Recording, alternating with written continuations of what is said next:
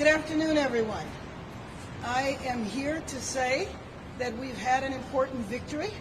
I think because Los Angeles stood strong, because we understood what it meant that the federal government came in and seized power away from our governor regarding the deployment of the National Guard and inappropriately sent the National Guard here when they were not needed. The administration has finally understood that they need to withdraw the troops. Let me say that this is what happens when the city stands strong, because we have been united. When people peacefully protest, when people raise the concerns about having National Guard in a situation where they were, as far as I'm concerned, used as props. You know that their primary mission here was to guard two buildings that frankly didn't need to be guarded. And I frankly think of the young women and men who serve in the National Guard, who go about their lives normal, at school, with their families, and at work, and they are called to duty and deployed. And in this case, deployed unnecessarily, which means they had to leave their families, they had to leave their education, they had to leave their work. They were here, in some cases, sleeping on floors. It's not clear what conditions they were in. And now they have been withdrawn. 2,000 troops are being withdrawn. We don't exactly know where they're going. I certainly hope that these young people will not be used as props in some other city. I have said from the beginning that what is happening in Los Angeles is we are being used as a test case, and I am hoping that this experiment with the lives of people ends here. This has been a blow to the economy of the nation's second largest city. We are an immigrant city, a city where there are sectors of our economy that are dependent on immigrant labor. We have rebuilding that needs to be done, whether we are talking about the wildfires or whether we are talking about preparations for the major events coming up. And the idea that troops would be used, the economy would be hit. Who do you think does the building in the city? We know that the construction industry has significant percentage of immigrant labor. Some people have said 40%. I believe that's a gross underestimation. You can't impact the nation's second largest city, the largest city in the state of California, and the state of California has the fourth largest economy in the world. When you do that, through stunts like have taken place here over the last month, you hurt the economy of our city, our state, and indirectly our nation. So with that, I want to just reiterate, this is a victory, and this is a victory that is the result of our city standing strong and standing united and saying this was not necessary. I hope that the administration heard that, and that's why they made this decision. With that, I'll open it up for questions. Mr. Chief? They had a draw here, 2,000 down in the ceiling. They shouldn't have 2,000 there, 700 range. Do you think that's going to be a further drawdown, or do you think that's going to stay here as a presence in the event of the problems with ICE may wind up in England? Well, you know what? I am hoping that this is the beginning of a complete withdrawal of all National Guard troops and of all Marines. Our soldiers are trained to fight to kill foreign enemies in foreign lands. There was never a need for them here before, and there isn't a need for them now. And frankly, Pete, if they didn't go about the raids in the manner in which they did, originally this was targeted arrests for the worst of the worst. We never saw that materialize. What we saw was masked men, unmarked cars, drawing guns, snatching people off the street. If they got overwhelmed, that has an awful lot to do with it. If they stop that, then they don't have to worry about that, but they all need to go back home. Mayor, the Pentagon said in a statement today in announcing this decision that they want to thank the troops who stepped up to answer the call, and that, quote, the lawlessness in Los Angeles is subsiding. You've obviously disagreed with that framing many, many times, but what is your latest reaction to that, and how do you go about communicating with the Trump administration in terms of preventing something like this, in your mind, from happening again? Well, first of all, I don't think the troops volunteered, so congratulating them for stepping up when they were forced for this assignment, I think is inappropriate. But there was not lawlessness here. Did we have some problems? Think about a Laker victory and what happens after that. Now, we are a city of 500 square miles. We had problems in about 2 square miles. It lasted for a couple of days. I initiated a curfew. We have had no problems for weeks. So why were they here? It is a misuse of the men and women who serve our country. Next to Chelsea.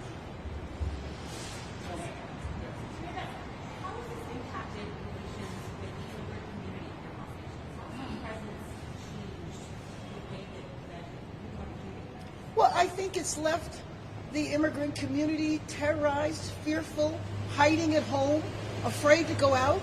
We had July 4th that was supposed to take place across the street.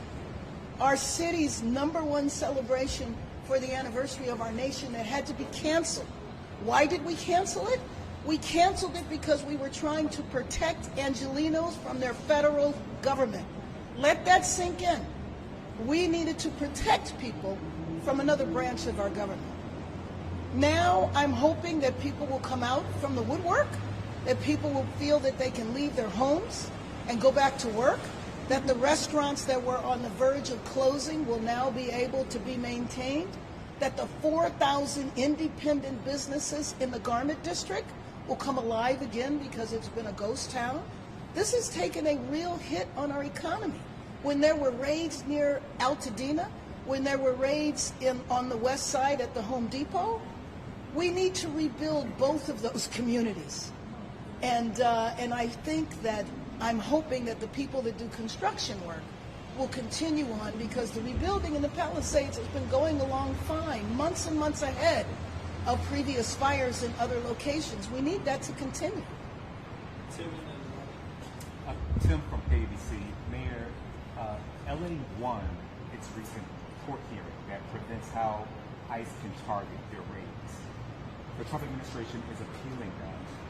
What if they win on appeal? What happens next? So that was our first victory, by the way, and thank you for raising that. Our first victory was on Friday, when the court agreed with the egregious raids needed to stop. The random snatching of people by masked men off our streets needed to stop. That people should identify themselves, that they should not be masked, that the people that are detained should have access to their families, that the people that are detained should have access to legal counsel. And so that was a win, and that was put on hold, a temporary restraining order. I know that the administration has appealed that to the Ninth Circuit. We will see whether that appeal is upheld. I'm certainly hopeful that it is. And I frankly think that the retreat that is happening today of the Guard being hopefully sent home will be an indication that the administration knows they're on extremely weak ground and leaving with dignity rather than the court ordering them to leave. But if it's not upheld?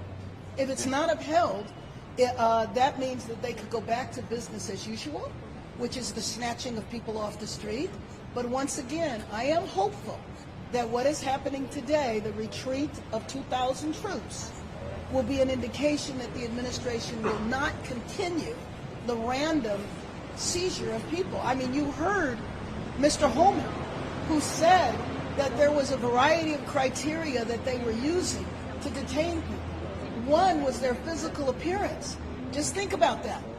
This is a city of 3.8 million people, and close to 50% of our population is Latino.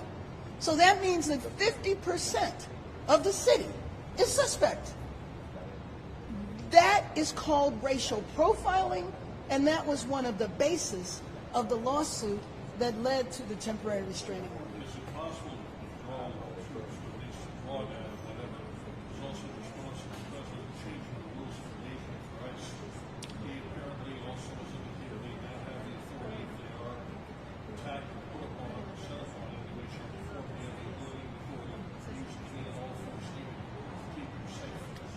Well, one thing that we do know about the administration is that opinions, tactics, strategies change like the wind.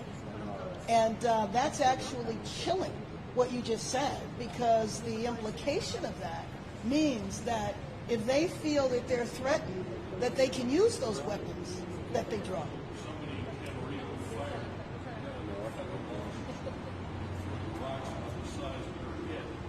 I think that's not peaceful. That's No. not demonstration. That's attempted murder. Yes. And the question now is, will they be able to respond? The indications are they can't. So there's no need for a federal security force around them. The rules of engagement never really changed. Well, you know, the other thing that they ruled as well is that people now do not have to have a hearing as to whether or not they can be released on bail, that they can just be held indefinitely and just deported. I've also heard that they are dismissing immigration judges. We already know that the courts have been backed up for years. So that's essentially saying that there's no need for immigration hearings. So this has just been an egregious moment in our country's history. Alligator Alcatraz? I mean, what are we doing here? My former congressional colleagues went and visited Alligator Alcatraz. People were in horrible conditions. Those heat, the humidity, the bugs, the mosquitoes, left out in a situation where they are being bit, not fed properly. And I think all of this is about, let's treat them as inhumane as possible so that the next group doesn't come. If you recall, in Trump's first administration, they took children away to terrify people as well, to discourage them from crossing the border. These are, to me, egregious acts that leave a community filled with fear and terror, and is just un-American, in my opinion. And the idea that cities across the country, and I've heard from close to 200 mayors now, that cities across the country are preparing to defend themselves from our own federal government. Thank you very much, everyone.